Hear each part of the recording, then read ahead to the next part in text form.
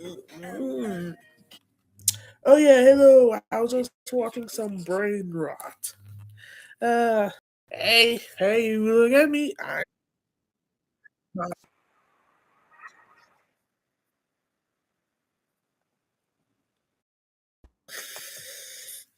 But now let's get to the second part of For them being delivered Hello, everyone.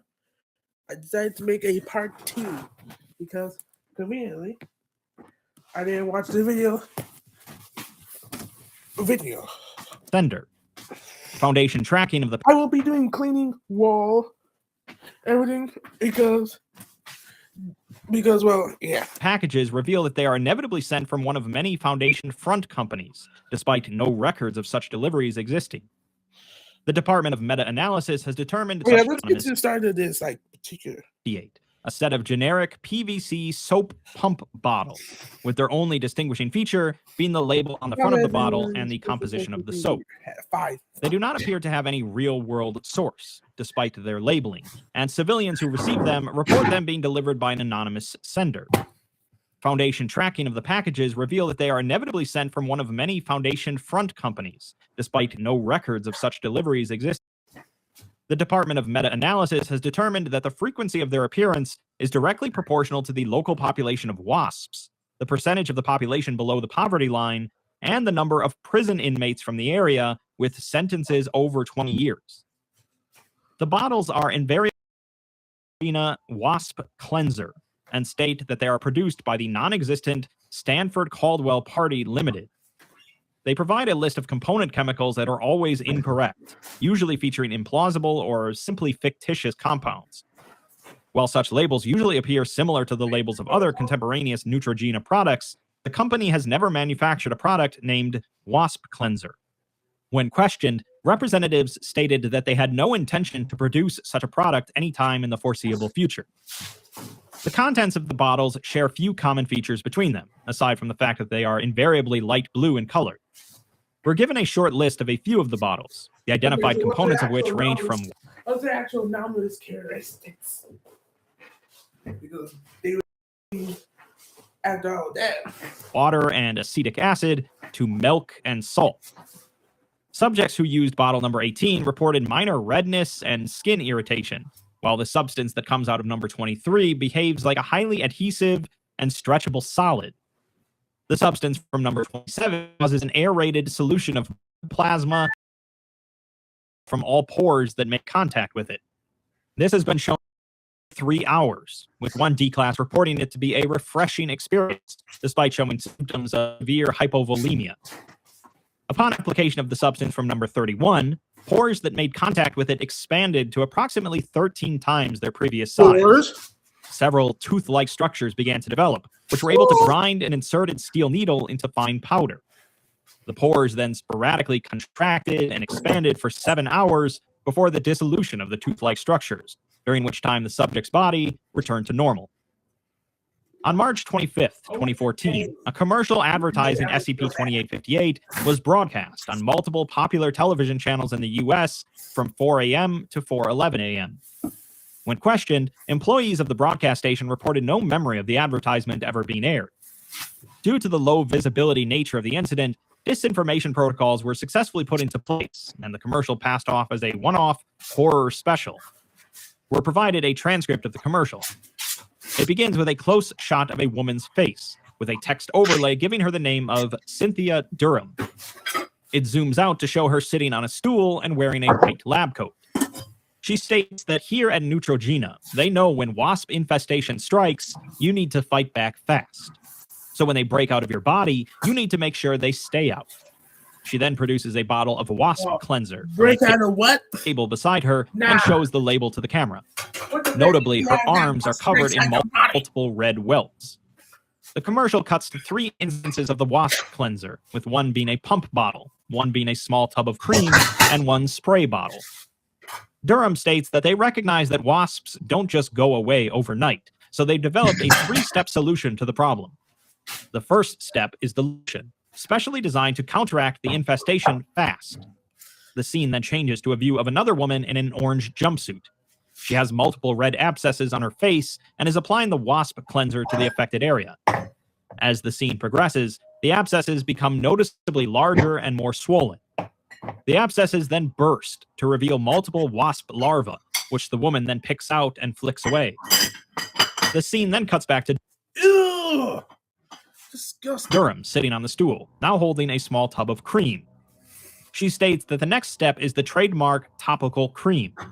No matter how deep the wasps get into your system, she guarantees that Neutrogena's patented cream can get them out. The scene cuts back to the other woman, now applying the cream to the rest of her body.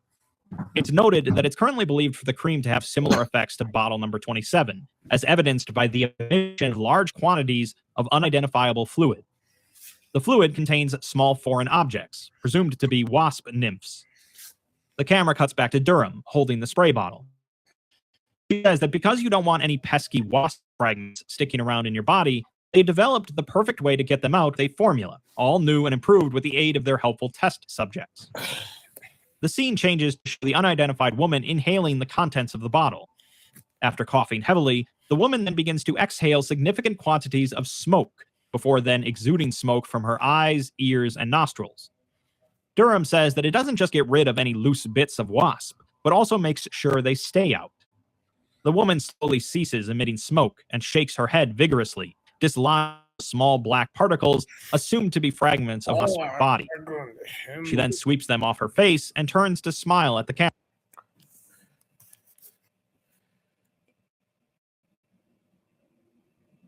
No, this dimension is horrible. Like, I'm surprised. This is a Camera before the scene cuts back to Durham, who calls for some celebrity testimony. A clip is shown of a man identified as popular musician Beck. His face is similarly abscessed, and the welts appear to have spread to his hands and wrists. Notably, he appears to be wearing a green star pendant, typically associated with members of the Fifth Church. Beck thanks the Neutrogena wasp cleanser treatment for getting rid of his wasp infection within the first week of beginning treatment. He'd been trying for weeks to find an anti-vespid cream that worked fast and was hypoallergenic. So when they came to him and offered the chance to try out the product, he sprang for it immediately. A before and after image of Beck is shown, with the before picture showing an abscess hosting a developing wasp midway through the process of it breaking out, as well as multiple small boil-like growths on his neck and cheek. Said growths have mostly disappeared in the after image, instead being replaced by red blotches of skin. Beck gives the camera a thumbs up and says that no other product works better, and to remember that because wasps die in 3 easy treatments, the world endorses this in 5s. Following the conclusion of this advertisement, civilians who had received bottles prior to containment received gift vouchers for non-existent Neutrogena products, ostensibly also aimed at treatment of wasp-related conditions. Notably, said vouchers thanked the recipients for their efforts in solving the shortage, although what it was remains unclear. Hey, say what you will about the Fifths, at least put out a product to help people with a pretty serious problem. Wasps in your body are more likely than you think. No, it's not.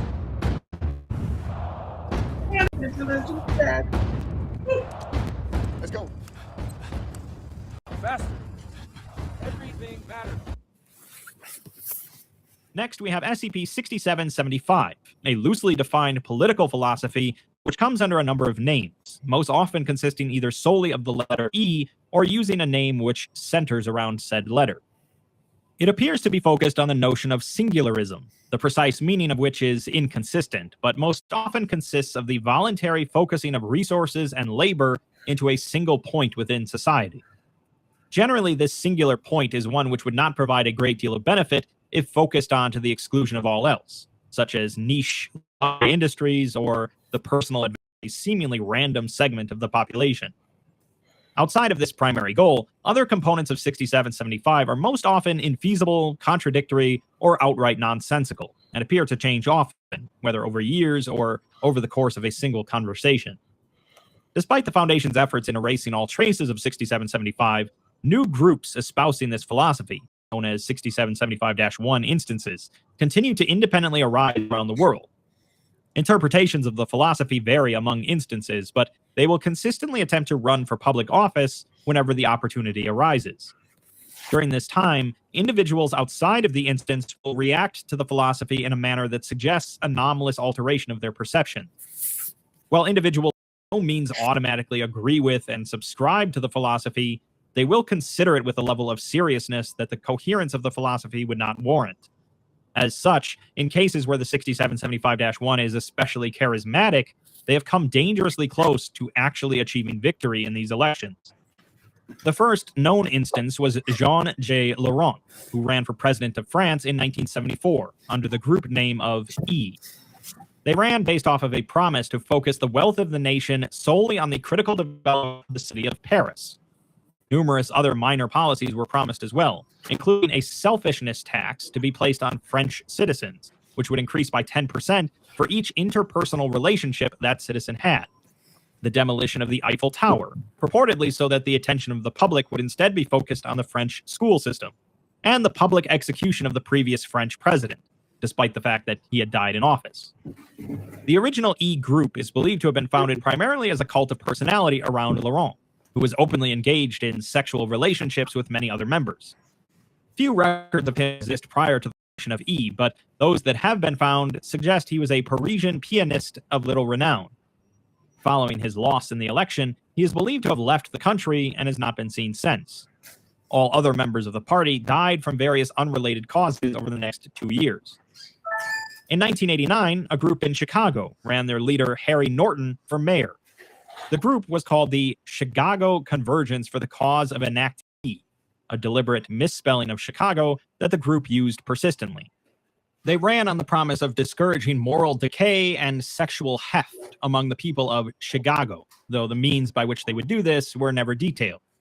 When questioned regarding these measures, they would instead detail entirely unrelated policies, including the dismantling and decommissioning of the Chicago sewer systems, so that labor could instead be focused on the construction of a one-to-one replica of New York's Chrysler Building.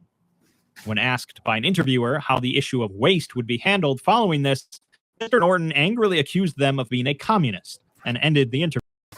They also ran on the posthumous pardoning of crime boss Al Capone, whom Mr. Norton insisted had never done a tax evasion in his life, and the privatization of the Chicago Sun-Times, as it had been running for over 10 years and was therefore the only publication of value in the city. All other newspapers would be outlawed. The group was by far the least successful recorded instance of 6775-1, as even though people did not find their policies necessarily strange, the outspoken and vitriolic demeanor of the group's leader alienated much of the voter base. Days following the election, Harry Norton was reported missing by his wife. A week later, police found his severed head, torso, right leg, left leg, and genitalia scattered throughout the basement of the Chicago Town Hall. All other members of the group went missing immediately afterwards and have not been seen since. In 2012, the Necessity of E Party ran for the governor of Saga Prefecture in Japan. As they ran solely via their website and various online advertisements, the only information available regarding their policies is what was specifically posted there, with no further questioning possible. Their policies consisted of the enactment of a designated human law, under which households would be asked to choose a designated human from within their family. All wages, workplace benefits, and scholarships from within the household would thereafter treat the designated human as their beneficiary. They also ran on demolishing the Tokyo Tower, despite not being located in Saga Prefecture, and no reason was provided for this, as well as outlawing twin pregnancies within Saga Prefecture, citing the selfishness of the extra child as their reasoning. Despite their unusual campaign strategy and lack of engagement with the voter base, the Necessity of E Party came dangerously close to actually winning the election, a result only prevented the active efforts of Foundation agents and web crawlers. Following their loss, the Necessity of E Party posted an audio file on their website consisting of 52 minutes and 8 seconds of continual hysterical weeping. The website went down exactly 5 minutes later. In 2019, in the UK, the E-Enactment Party ran for a member of parliament for Bath. The majority of their policies were based around building policies and housing within Bath, often being restrictive in nature. These included a strict ban on having more than 6 rooms in a single household, with the leader, Ed Carlisle, voicing his intention to reduce the allowed number of rooms by each year he was in office. They also ran on a 75% tax rate on all supplies relating to the construction of windows, and a public bounty posted on all selfish doors. The party was one of the more concerning instances to date, gaining a large amount of interest before Mr. Carlyle was successfully assassinated and replaced. This has been attributed to the instance's willingness to engage with the media, unlike many of their predecessors. As an example of this, we're provided a segment of an interview between Maria Lane, a journalist, and Carlyle. Lane says that there's been a lot of curiosity and interest in E recently, but also a lot of caution, and she asks him if he's ever held public office before. Carlyle replies that prior to this election, he was employed as a butcher. Lane remarks that that's quite a big change, and she imagines a lot of people are concerned he wouldn't have the sort of experience needed for that role. Carlyle shakes his head, however, and says that they're actually very similar occupations. In both jobs, you're focused on cutting away the fat. You're needing to get rid of things you don't need so you can focus on the things you do need, the things that will benefit you. And he thinks his proposal to demolish Big Ben perfectly illustrates that, because people are focused on things like that rather than the things that do matter. He's no conspiracy theorist. He's not going to sit here and rant about the New World Order or the Illuminati, but all he's saying is that Pepsi controls % of the British coal industry. A footnote tells us that this is not, in fact, true. He just thinks someone needs to figure out what's happening there, because a lot of people are rightly concerned. Lane replies that that's a concern shared by many people, and she's sure they appreciate him focusing on it.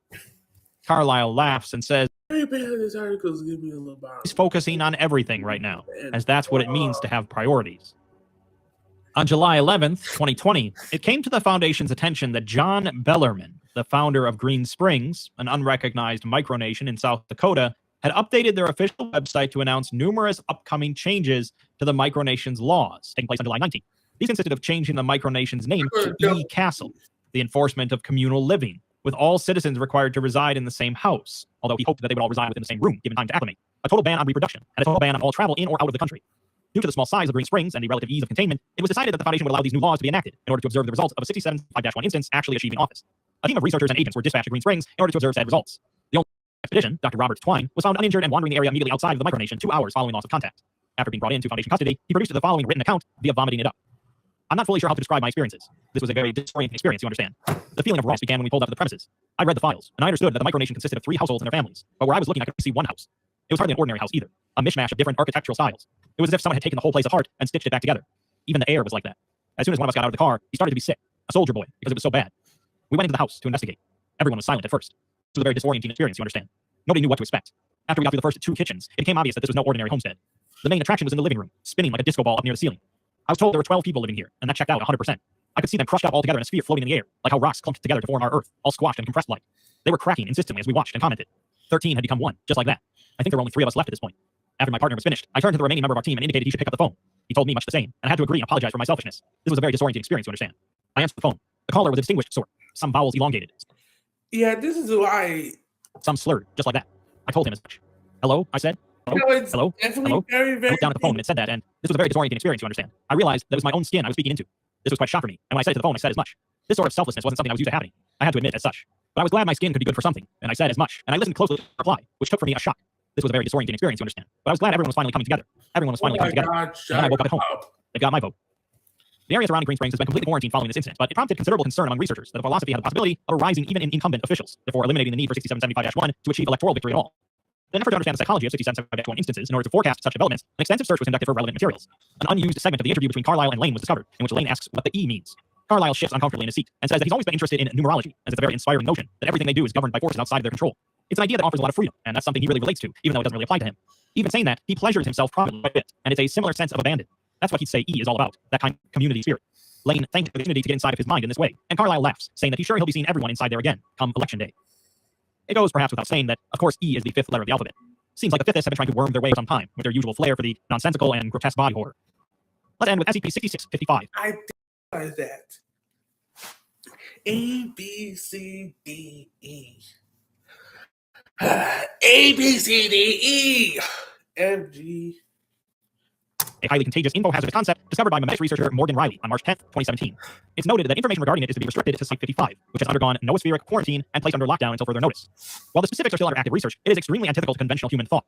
We're then provided an archived testing log, starting with a D-class introduced to SCP-63 undergone noospheric quarantine and team.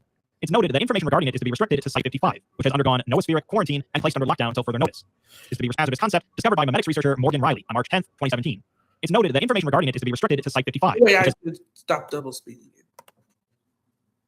It was just taking so long and it was hard to undergone noospheric quarantine and placed under lockdown until further notice. While the specifics are still under active research, it is extremely antithetical to conventional human thought. We're then provided an archived testing log, starting with a D-class introduced to SCP-6655 infected media and quarantined under standard information censor practices. Within 6 hours, his communications became a vector for 6655, and after 24 hours, his behavior showed major deviations from his known personality. These include decreased empathy, increased proclivity for violent acts, negligible attempts at self-preservation, and incomprehensibility. After 48 hours, he was sedated and the test was terminated. Later, he was amnesticized to determine a possible countermeasure to infection, but conventional targeted amnestics failed to purge the symptoms. General amnestics capable of memories also resulted in failure. After extensive testing, a mixture of Class D amnestics, Class X amnestics, chlorpromazine, and lithium salts was successful in purging infection from him, although long-term side effects include severe photophobia, difficulty forming new memories, confusion. This impractical as a treatment. So you basically Researcher Morgan, project lead, was also infected inadvertently during the first test, and she attempted to self-medicate with a mixture of high-grade amnestics, nestics, and mood-stabilizing lithium salts. The experiment resulted in failure. The fourth test log is skipped, and the fifth test involved Morgan introducing SCP-6655 to researcher Martha Smith for research purposes. The results are listed as irrelevant. A large number of extraneous tests are omitted. Let's see.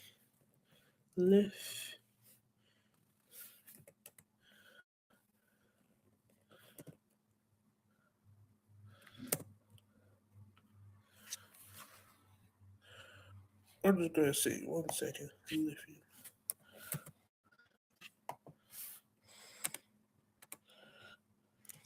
For researching SCP test log is experiment result.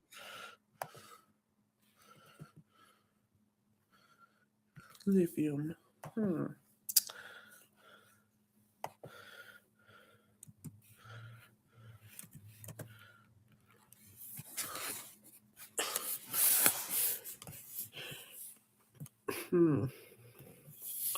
I almost thought it would be In failure. The fourth test log is skipped, and the fifth test involved Morgan introducing SCP-6655 to researcher Martha Smith for research purposes. The results are listed as irrelevant. A large number of extraneous tests are omitted, with the next two both listed as test log 5. They both involve Morgan introducing two other senior researchers to 6655, with the results listed as irrelevant.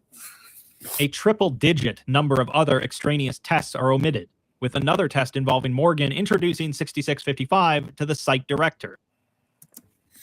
Following the dissolution of the memetics department and the recontainment of 6655 by the Foundation 5th Department, the above information has been deemed irrelevant. defection. Another test log 5 shows a D-class being treated with the mixture, causing an immediate state of panic.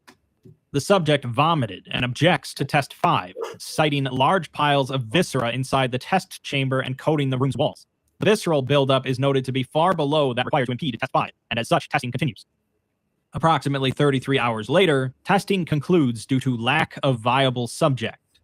Appropriate decontamination measures undertaken. Another test involves giving the mixture to researcher Morgan Riley to sever her connection to 6655. She displays severe distress at her surroundings for an unknown reason, proceeding to vomit excessively before fainting. Research assistants administer stimulants to resuscitate her as she enters a state of severe panic. No further legible information could be gathered, and the test was terminated. She was returned to Foundation employment following re-enlightenment. The next test, listed as test log 1, has the subject listed as Morgan Riley, exploring the long-term suffering potential of the mixture via a daily application of the remedy. She writes that she can barely even look at sunlight anymore. Memories come and go, and she cannot comprehensively put a mental timeline together. Several notable events are entirely missing. Whether this is due to trauma or the mixture is unknown. She cannot sleep, and even if she could, the thought of the dreams make her sick. She needs to get out of here. In the next test, she attempts to breach lockdown of Site 55, but there's no way out. Info Quarantine has the site on lockdown, and the elevator into the site's completely caved in. She's stuck in here with them. The following test, listed as test log 5, has the Executive Site Administrator testing procedure 47 Orun on a group of D classes. The subjects are familiarized with the procedure, upon which they display extreme distress. Upon attempting to assault an archivist and escape the research chamber, paralysis is induced in 3 of the D classes via puncture to the spinal cord in order to ensure compliance. 1 D class is terminated via strangulation during preparation of the procedure. 3 more are terminated via exsanguination during the procedure, causing catastrophic failure. But 3 more survive the full procedure. 0 anomalous results are recorded, and testing of procedure 48 Orun is to begin. In test log 3, Morgan notes that they don't even read these, and writes that they just test over and over. There's nothing even left to test. They just continue in the name of testing like a messed up reflection of what was once a Foundation site. There's no life in their eyes. They look like her coworkers, even acting like them sometimes. That's always the worst part. Lucy laughs in that cute way she always did, but now she's describing the best way to vivisect one of them. There's just something missing. The spark is gone, and trying to hold a conversation with them makes her sick. In the next log, she writes that she's losing track. The medic Amphibious cult thing infected all of them. They're all gone. Of time here. She doesn't know what's in this stuff she has to take to stay herself anymore, but it's heavy stuff. Whatever it is, they can't tell she's here anymore, but there's this fog. Hours she can't account for, and what she can feels like a haze. When she sleeps, she sees what she did when she was one of them. She doesn't sleep anymore. She skips over test log 5 and writes that they're looking for her. It must have been Lucy, and she couldn't help it. Seeing her as them makes her want to break down, but she just had to see if anything was left. She followed her for several days, watching as she walked into the bloodline testing wing and carried out acts she heaves at the thought of. She watched for the tiniest sliver of hope until she couldn't bear it anymore. She shouted at her, begged her to remember herself, her, anything. Just a glimmer of her outside of what they want her to be. There isn't, and now they know she's here. In another test of log 5, Superior 5th researcher Lucy Jones administered the mixture to another group of D-class, with one of them self-terminating using research tools. 4 of the subjects expired during processing, while another 3 provided far more valuable data during long-term neurological analysis. Experiment concluded after 45 hours due to lack of viable subjects. Isolation of unenlightened neural pathways now feasible, and infrastructure for identification to be implemented. In test log 7, Morgan writes that they're outside, and she's locked herself in one of their messed up research rooms. This isn't going to buy her long, as she can hear them slamming into the door. It's been days since she slept, and weeks since she's been okay. She's done. She's tired. She hears her outside, begging her to let her in. It's still her voice, but everything inside it is gone. The care, the laugh, everything. It's the most disgusting thing she's ever heard, but she can't even bring herself to care anymore. She's tired. In the last test log 5, the subject is listed only as her, and the procedure is insubordination, run by Superior 5th researcher Lucy Jones. The results read, testing begins, testing continues, testing continues, testing continues, testing continues, testing will continue. A muddled image is shown of what looks like someone in pain, with caption reading, context irrelevant. So, Morgan inadvertently unleashed some sort of infectious info hazard that turns people into monsters, concocted or at least linked heavily to the Fifths. Pretty standard stuff for the Foundation, but this one really ran amok and got up to the higher ranks of the site, taking over the whole place. Morgan ended up becoming free of it, but it didn't really matter at that point, as they eventually caught on to her and tracked her down. Now it sounds like she's going to be perpetually tortured for her insubordination. All we know about the info hazard is that it's extremely antithetical to conventional human thought and causes increased proclivity for violent acts. It's likely connected then to that 5th dimension we read about earlier, possibly giving the entities there a host in baseline reality. Good point. Fiftism is pretty purposefully nonsensical and broad and vague, so it can often be hard to define what exactly it is. This was a wide array of SCPs, some only barely hinting at Fifthist involvement, and others being full-scale threats of the highest degree. It's definitely a dangerous group of interest, though, obviously wanting to change people and reality to suit their preferred environment, which is a vastly different dimension, and the entities they serve do not get along too well with humans. With the right combination of anomalies and public appeal, Fiftism could easily become a global threat and end reality as... Yeah, Fifth is an anomalous cult of random mutations because they're worshipping fifth-dimensional beings. Most of them are extremely aggressive, and the rest of them are absolutely aggressive to human thoughts, ideas, and capabilities. normal people know it. After all, stars may die in threes, but worlds die in fives.